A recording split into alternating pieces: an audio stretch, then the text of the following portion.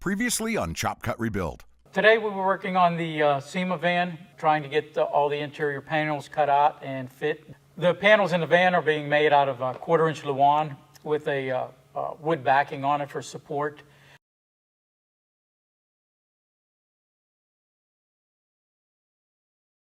The design in the van is basically coming from my imagination, you might say. There's no plans for it. There's no idea.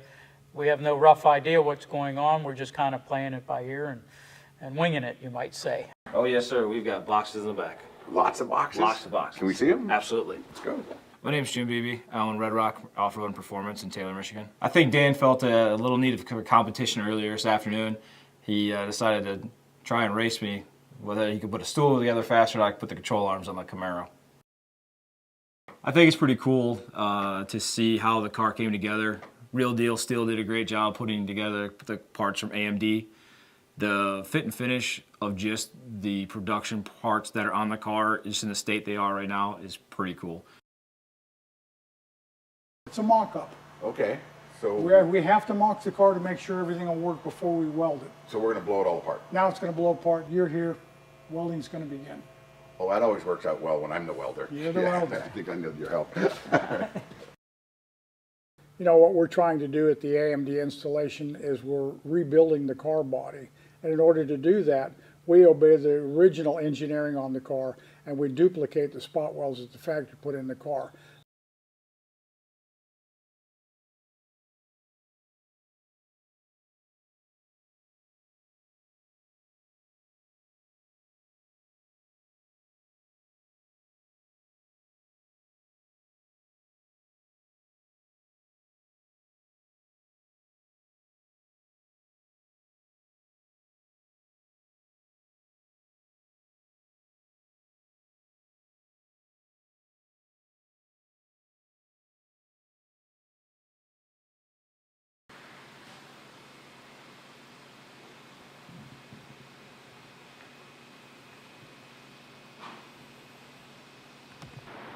In 1969, NASCAR's rules of competition required manufacturers to produce over 500 vehicles in order to get on the track.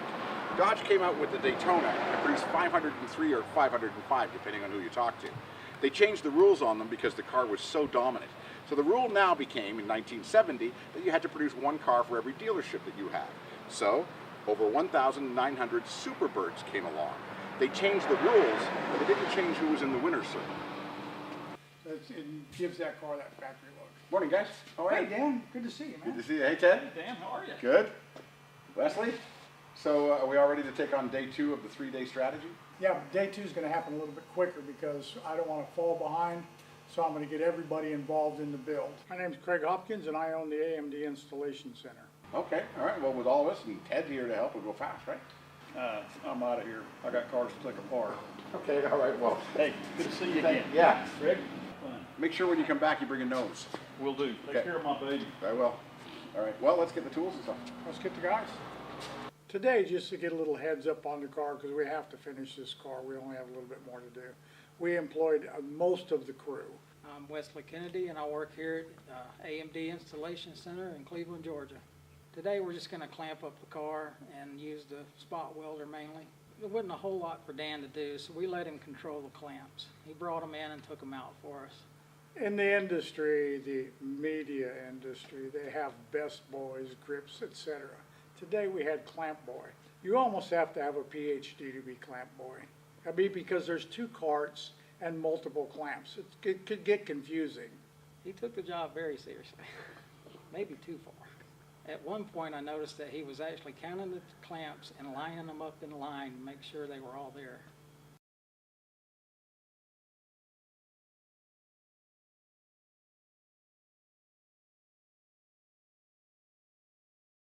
Today, Craig brought in Cesar to help me weld, which is kind of nice because I've been on the back of the car all day trying to get everything lined up, and Cesar came in and welded the front. So the first thing you notice when Cesar and Wesley began welding the car is they double teamed the big welder because it's heavy, maybe in the 45, 50-pound range. And it just works better to have 2 people do it. After they got it where they could change the head and Cesar could run it by himself, Wesley took over on the MIG welding. Cesar's been with us for about 10 years. He came to us right out of high school. And he took to it like a duck to water, and now he's at the skill set where we can throw anything at him and he can build it. You notice that he did it in a sequence, in a pattern. What it does is allowed us to make sure we're putting the proper amounts of welds in the right areas of the car.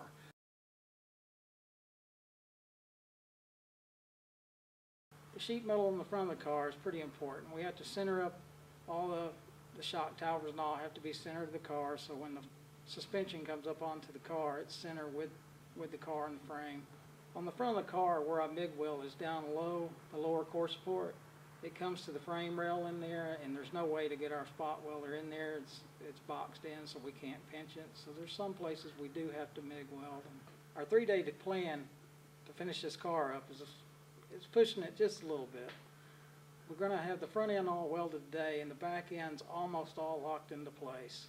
Really looking forward to day 3 simply because we're going to cap the car, which means the roof's going to go on. Now, it'll be a Charger when we finish, but then when Ted comes back for the next trip, it's going to make the transition into Daytona. Clamps! Who needs clamps?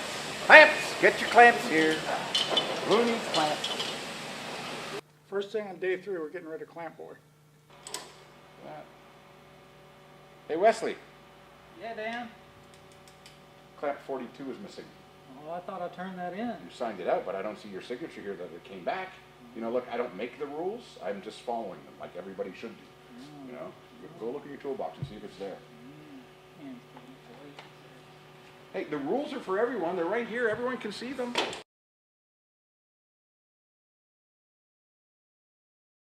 This portion of Chop Cut Rebuild is presented by Wyotech. Make your passion your career. Turn pro at Wyotech.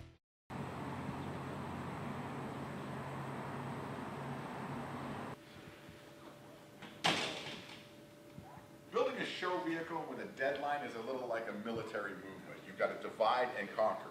If you divide your troops up, you will conquer the objective. Morning, guys. Morning, Dan. How are you? Doing all right. Good. How you doing? My name is Cody Horner, and I'm from Shippensburg, PA. So, where's Mikey? Mikey was doing a lot of this, right? Yeah, Mikey had to leave early this morning, so Okay. I'm going to fill in for him. And Coming off the bench, you're the pinch hitter? yep, absolutely. Okay. My name's Tyler Shepard. I'm an upholsterer, and I'm out of Nelson County, Virginia. What do we got? We've got brand new factory replacement covers from CatSkin. So we'll be replacing the vinyl and cloth from Ford into brand new leather, French seamed, custom seats from CatSkin. We're going to go ahead. This one's already stripped down, so I'm going to have Cody start stripping that one, and I'll start recovering this one. All right, I'll help him. Yep. Okay. I graduated from Wyotech about 2 years ago. Before Wyotech, I was active duty United States Marines. First comes off is the handle. Use your door panel tool right here. You're going to have 2 T25 screws in the back hidden right here. Those are Ford's famous hidden screws. Jan and I had a running joke this morning about how Fords are harder to take apart because they hide the screws, but to me it gives it much more of a clean appearance. Okay, so we just keep going up Just until we keep going hitting and those. keep going, and keep in mind that you've got your airbag right about here. Okay. So once you get to that point, you'll have to flip it up, do the 2 hog rings in the back, and you're good to go on the front. Okay. And airbags can't go off right now, right? No, as long as the yellow cords are unplugged, you're good. The yellow cord, okay. Snip the blue wire and unplug the yellow cord. Okay, that's actually a really nice cover on there, but it's it just doesn't quite have that flare in it. Right? Nope. They're It's a leather they're awesome seat. for work vehicles. Yeah. They're really durable. They're easy to clean, but they're not SEMA. Sure, yeah, it's more the taxi that gets you to SEMA. Absolutely. When you're taking these covers off, you have to be careful of not trying to pull the hog rings too hard. You can pull the rods out of the foam. Hog rings are a C-shaped piece of metal. We clamp them from the hog ring tab that's sewn onto the cover, and then you have a metal bar that runs in the foam. You hog ring those together, it pinches the piece of metal shut, and it creates an awesome bond between the upholstery and the foam. The CatSkin seat covers that we received, they're direct factory replacement. There's no gluing, there's no foam cutting, there's nothing involved except for the hog ring and Velcro. They fit every curve, they fit every bolster, they clip on, everything is direct factory replacement. So we should try and catch up with you now, right? Yeah, if you can. How you doing, Dan? Good, how are you? Good. How's my guys doing? My name is Keith Miller. I'm a trim and upholstery instructor at Wyotech in Blairsville, PA. Just about got it together here, huh? I think I showed them what to do. Did you? Yeah. Well, you got them on the right track. They're looking good.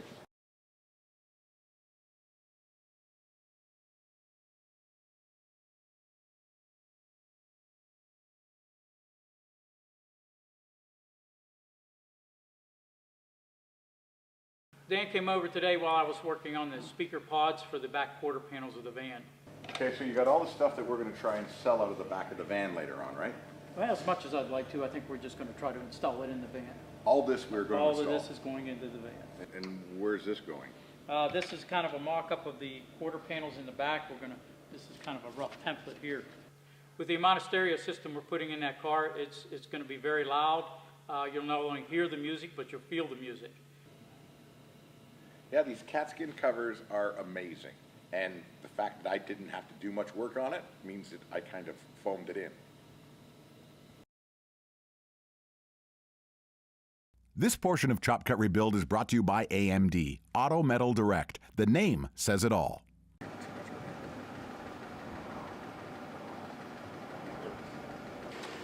Thanks, bro. Use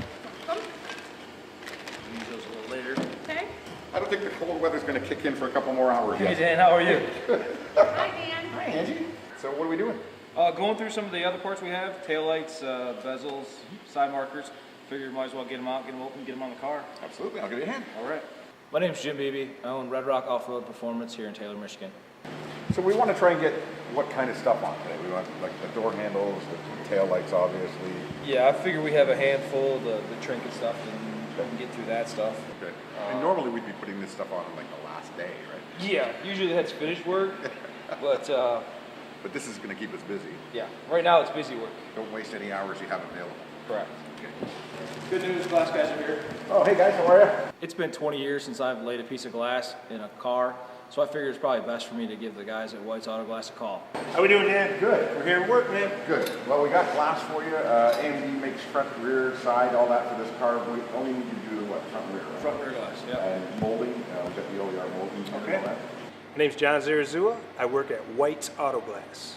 When we first got to the windshield, I noticed that we had to first put the clips on. Clips have to go on first. After that, we prep and we prime the pinch weld. Jeff Jackson, I work at White's Auto Glass and Trim in Taylor, Michigan.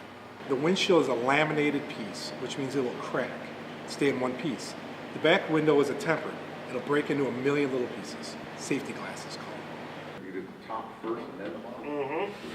And come to me a little bit. Right there. You have to avoid those clips, right? Right, that's the whole reason we put the clips in first. There's no way you can set this glass. And then you're going to want to compress the windshield to get a good seal. And as you can see how it formed? Yep, right there, all the way across. Beautiful. That's how you know you got a seal on it. Okay. That's a nice tight fit right there. Nice factory seal. Nice. Yep. Nice factory seal for a car that was never built in the factory. Now, Dan helped with the back window, and I was a little worried about it because you only get one shot at it, but he handled it like a champ. I was very impressed. Messing this glass up is very easy. If you set it, you get one chance to set it in the vehicle, and then it's sealed. So you kind of want to get it exact.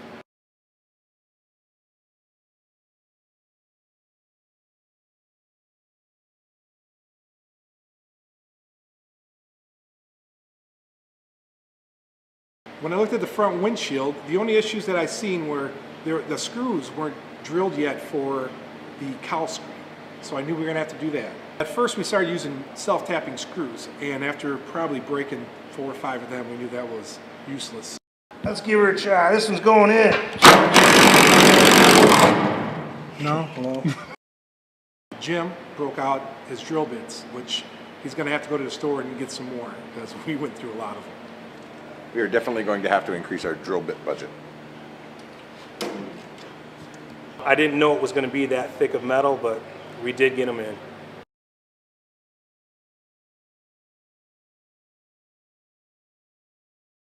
Once the glass was installed, it was time to move on to the door handles, latches, and the rear end of the car. I figure it's a good chance to give Evan and James something new to do. Pretty sure neither one of them ever put a set of door latches in a 1969 Camaro.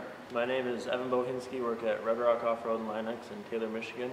I've never done door handles on a 69 Camaro before. The difference between the new door handles and these ones, the new door handles have all electronic motors in them.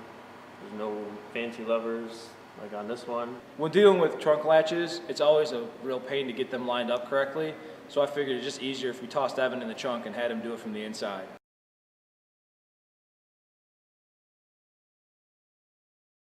Today we dealt with pretty much everything from classic industries, from the door latches to the door handles to the trunk latch. And I was really impressed on how well everything went together. Now I wouldn't normally jump right into putting taillights and bumpers on a car. However, we're still waiting for some other pieces to show up and we still have a time deadline. So we need to get the stuff on the car that we have while we have it. We've got glass, we've got trim, we've got door handles, we've got a steering wheel, we've got tail lights, we've got a bumper, but this is Michigan in winter, so I guarantee you it will not be heat or delete.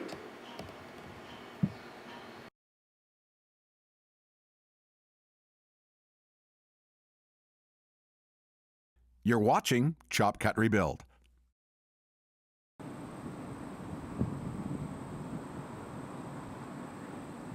Hey John. Morning. Hey, man. How are you?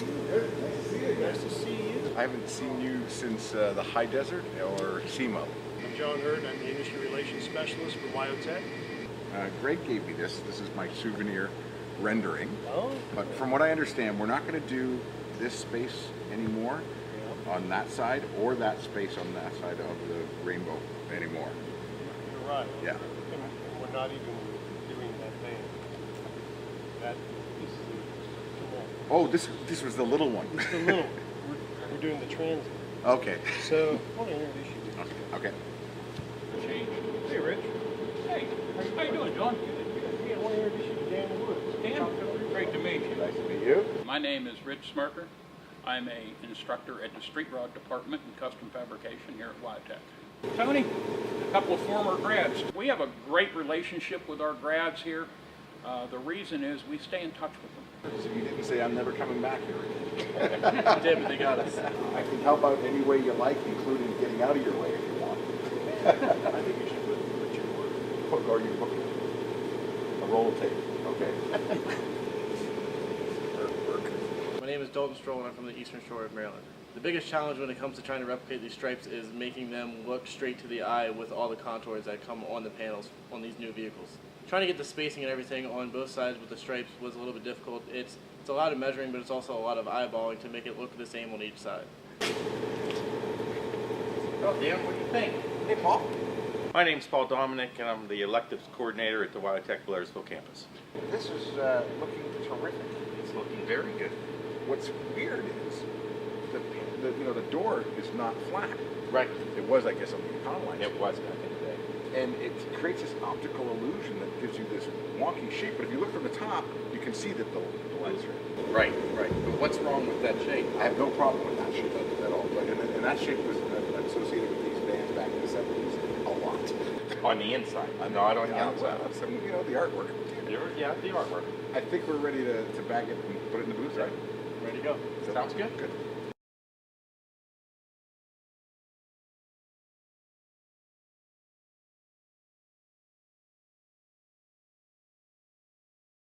Once we got the van taped and papered and all figured out, and we knew we had to do a little bit more paper, and once that became possible, then Dan drove it into the booth for us.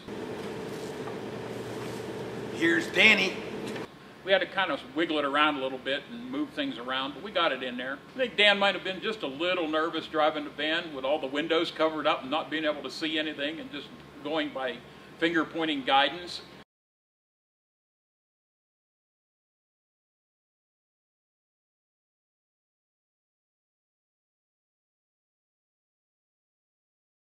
The color determination that we made, I took off of the original Shaggin' Wagons that Ford built in 1978, and I matched those colors up, and we decided to put an extra orange in there because we had a larger width to cover on the side of that van. My name is Tony Garula. I'm originally from Central City, Pennsylvania.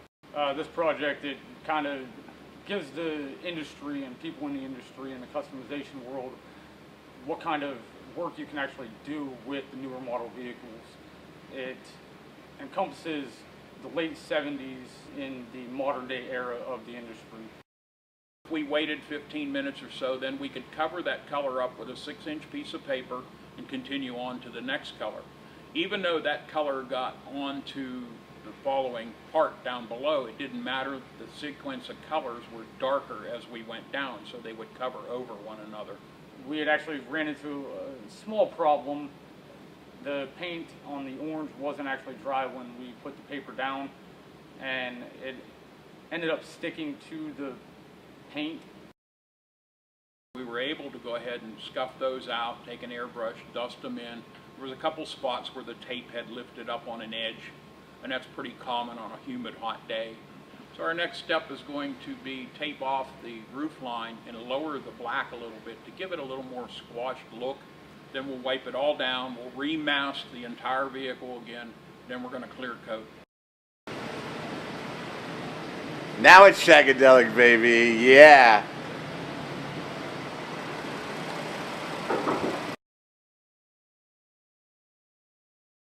On the next Chop Cut Rebuild. The object for the shoot this time was a 3-day plan on the car.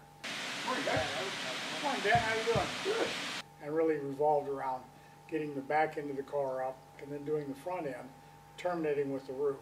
We do the back, we do the front, and now we do the middle.